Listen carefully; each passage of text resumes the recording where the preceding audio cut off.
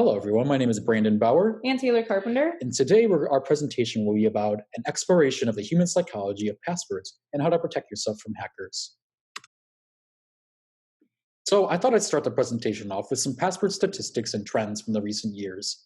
So approximately 90% of websites use passwords as some sort of mechanism for authentication in one way or another, which is a good thing. However, 75% of Americans are frustrated with their passwords.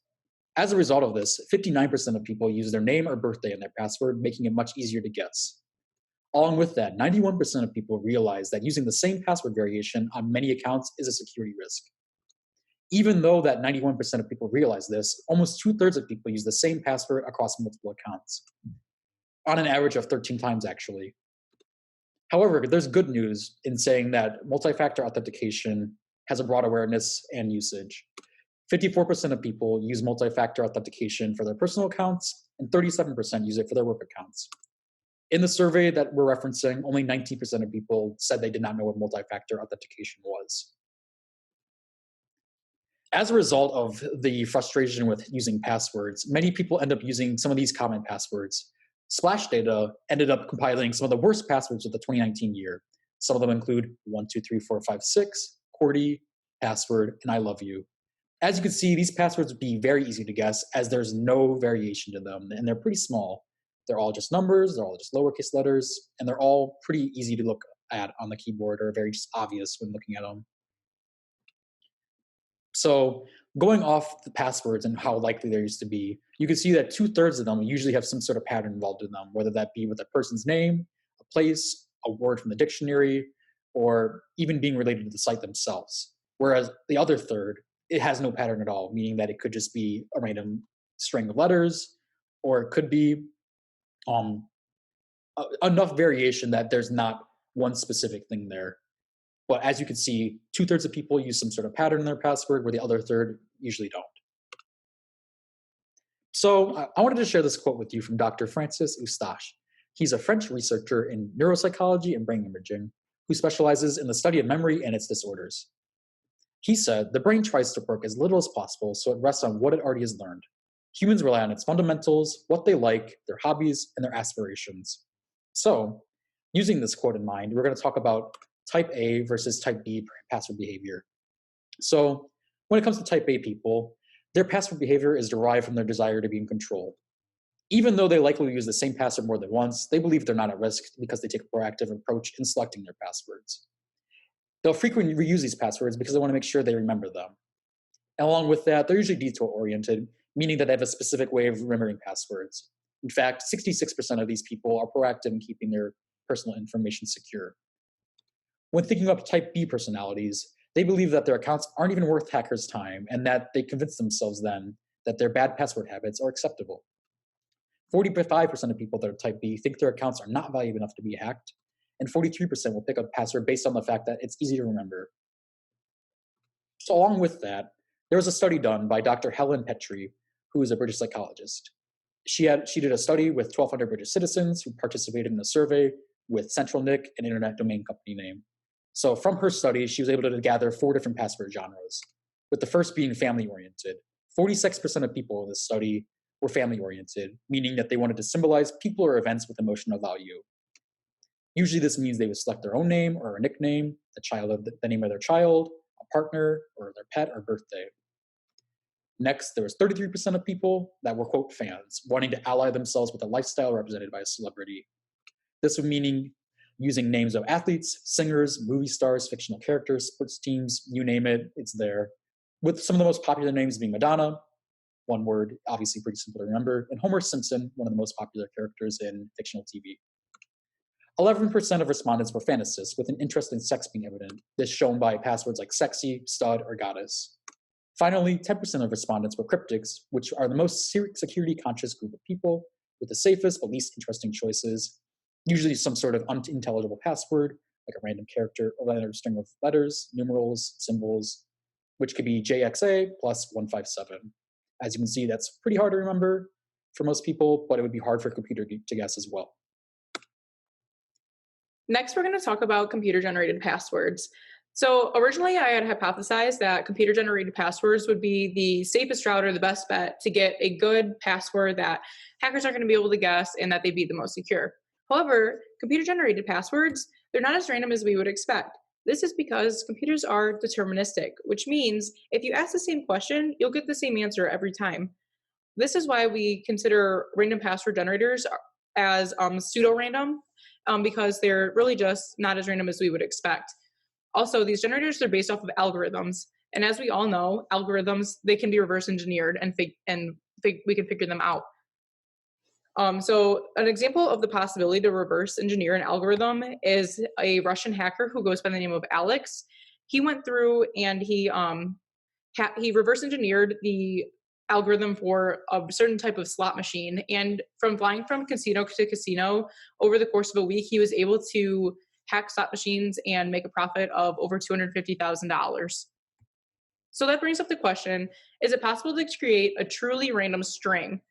So the thought process here is that we could use a physical phenomenon as the source of randomness. Examples of physical phenomenons are things like mouse movement or atmospheric noise.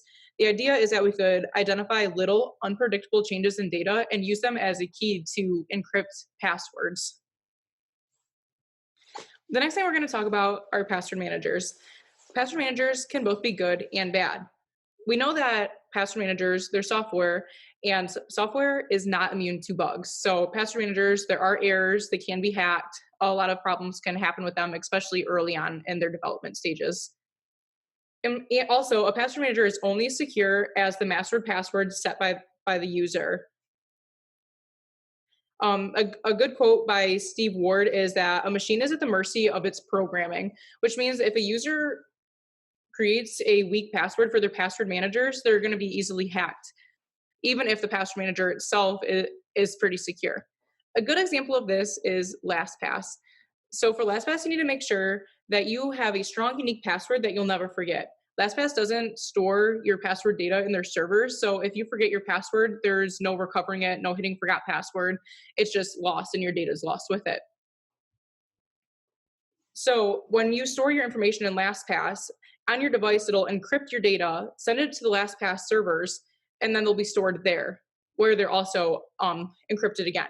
So if a hacker hacks LastPass, all that they're going to get is a jumbled mess of encrypted data on all of their servers, which will make it harder to tie back to you. However, if you have a weak password, your password can be hacked and your account can be overtaken in that way. So Brandon and I came up with some tips for a stronger password, and these tips we will go through in a demonstration on the following slide.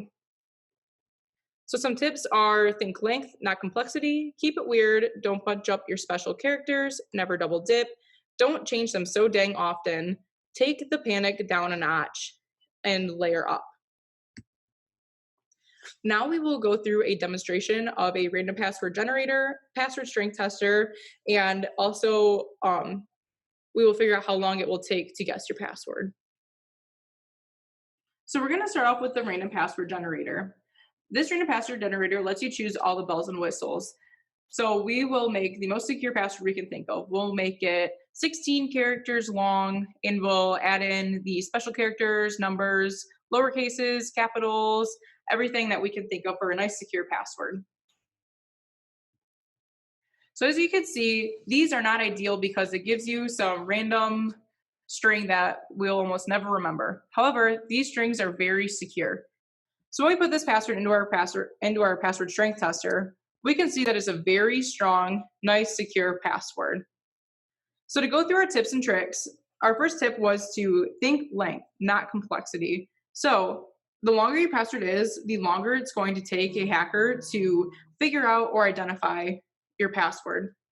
The next point that we had was to keep it weird. So if we just type in the same letter over and over again, we can see that even though it's long, it's very, very weak. So keep it weird means to add your capitals, your lower cases, your numbers, and your symbols. Now we're going to go through the basic passwords that we had previously on our slides. So the first basic password we had was just 1, 2, 3, 4, 5, 6. As you can see, it's a pretty basic password, so it's very weak according to the meter. The next tip is never double dip.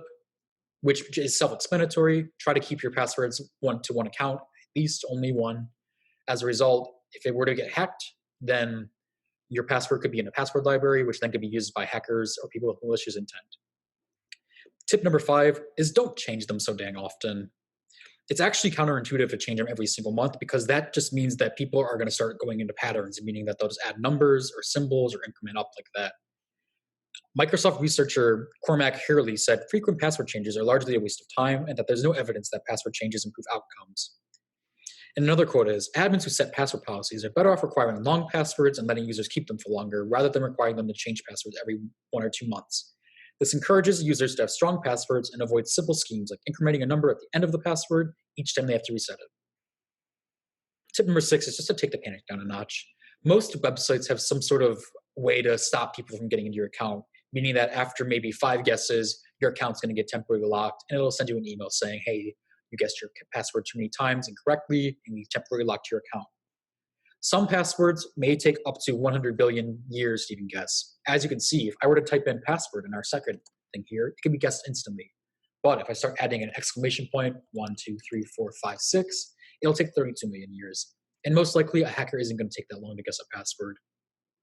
The last tip that we have is to layer up, meaning to use different types of technologies, such as multi-factor authentication, biometrics authentication, many things that will give you extra security when it comes down to your password, and then it'll stop passwords from being guessed automatically if there's a second layer of protection there.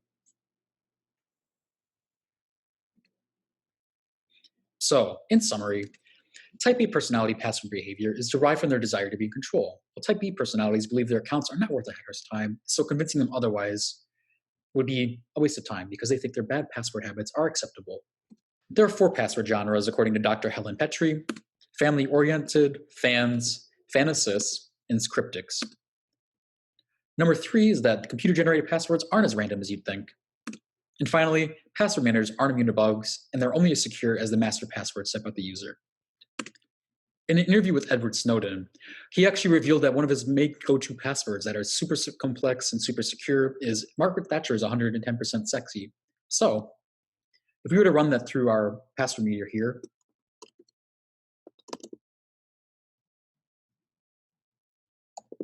you can see it's very strong as it has a lot of variety. It's got the special characters, uppercase and lowercase letters, and it has it's very long as well, but very memorable at the same time. If we were to guess this password,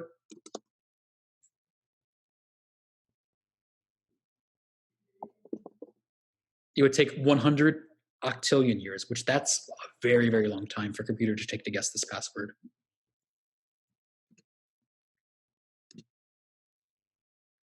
With this, we wanted to close and thank you for your time. If you have any questions, we'd love to take them. Thank you so much.